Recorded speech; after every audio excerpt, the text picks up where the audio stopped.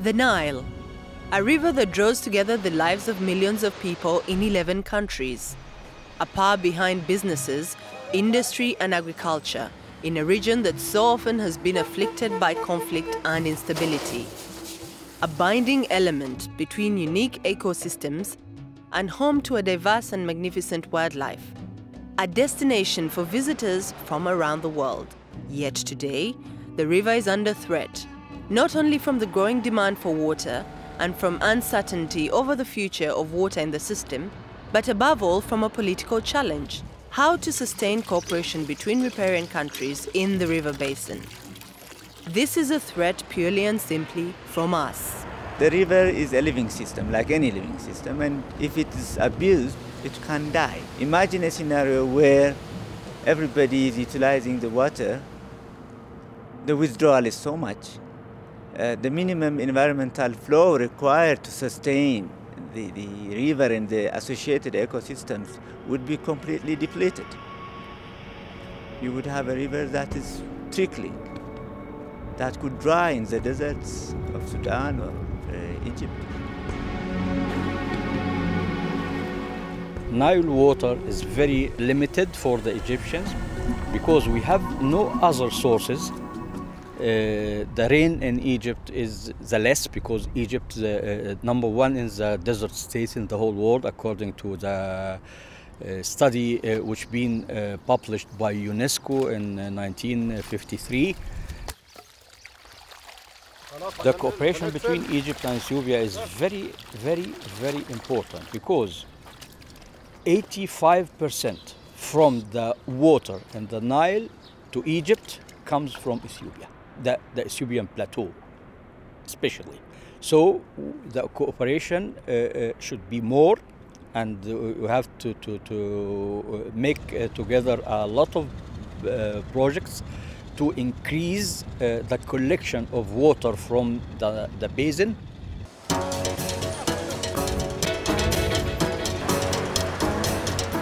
With millions more people each year increasing pressure on the resource, there are key issues that the Nile Basin states must now address. The basin is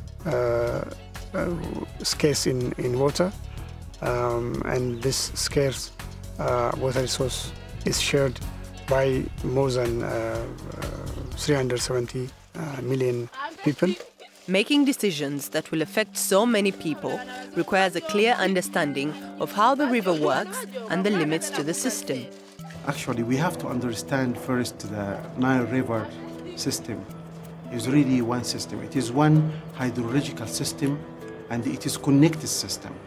So any intervention in one part of the basin will affect the other part. Demand for access to and use of Nile waters is now being compounded by the potential impact of climate change on future water availability. The climate system interacts with the river basin as an integrated unit.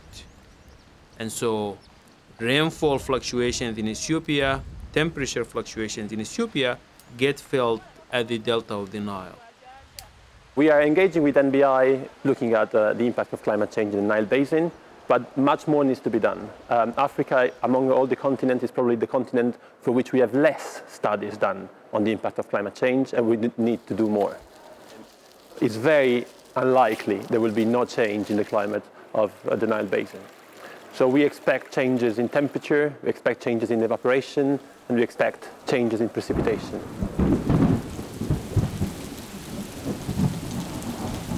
Climate change will definitely exacerbate the severity of hydrological extremes such as floods and droughts. For example, climate change can increase erosion, and excessive erosion in the upstream countries will definitely reduce the storage capacity in the downstream countries. So it's very important for countries to work in a cooperative framework to adapt to climate change impacts.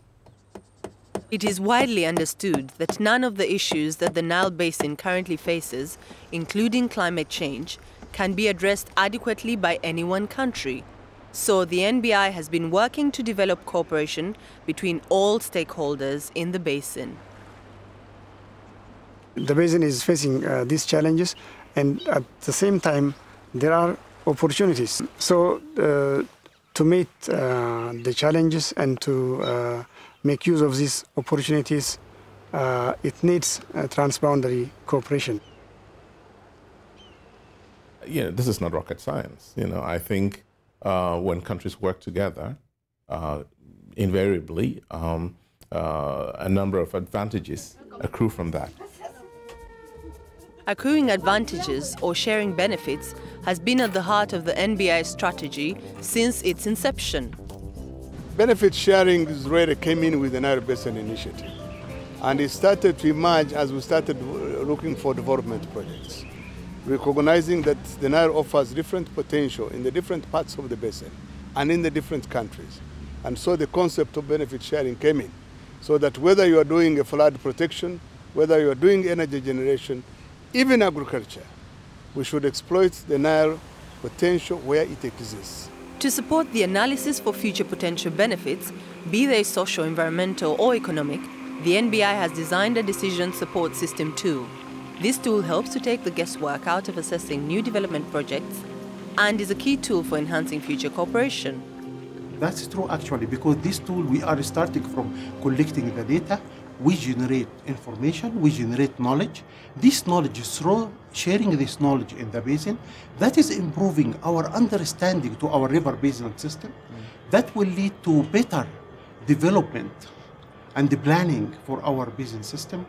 And actually, this is really helpful for the decision maker to discuss their plans and to decide whether there is impacts, where it has a benefit, and what type of benefit and how we can share the benefit. At the heart of the benefit-sharing idea is an understanding that water is a fugitive and difficult resource to manage. But this very flexibility can also be its strength. Water resource is a highly flexible resource if planned and used cooperatively. Consider a cup of water. That cup of water can run through a turbine, create electricity. Downstream, it can support aquatic life, fish, that people consume. Further downstream, it can be used for irrigation purposes. So the same cup of water can be used for multiple purposes and can serve multiple groups. Thinking about the Nile as a fragile yet shared system demands a comprehensive approach to planning and management, especially now. In the midst of a global downturn and with the developing threat of climate change, increased cooperation in the Nile Basin has become more important than ever. Already the NBI has a shared vision, and the shared vision shows that the countries have a lot more in common. They have differences, yes, but they also have a lot in common. So I would work more on cooperation rather than very antagonistic and adversarial ways of resolving the disputes. If countries fail to cooperate on management of the shared natural resource, they risk two things. They risk developing suboptimal utilization strategies for their resource, but they also, more importantly, risk nurturing an environment under which conflict would be the main mode of interaction between these countries.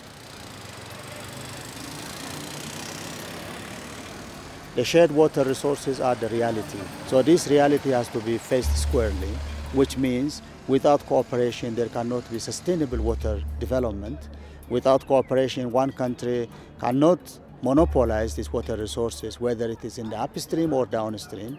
So they have to come down to some kind of arrangement there where they can share the water resources. The NBI has laid the groundwork for this cooperation, but seeing it through will take decisive leadership. We think about leadership.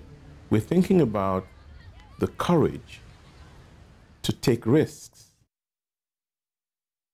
to attempt new things, new solutions. When we think about governance, we think increasingly about the ability to manage those risks. There are clearly issues, but it's going to take bold leadership to take these issues on, to have countries act as adults and look each other in the face and say, we need to resolve the problem, so let's talk to each other and do it. The future of the river is dependent on how well we respect it and how good custodians we are. That means accepting the fact that the water is a finite resource.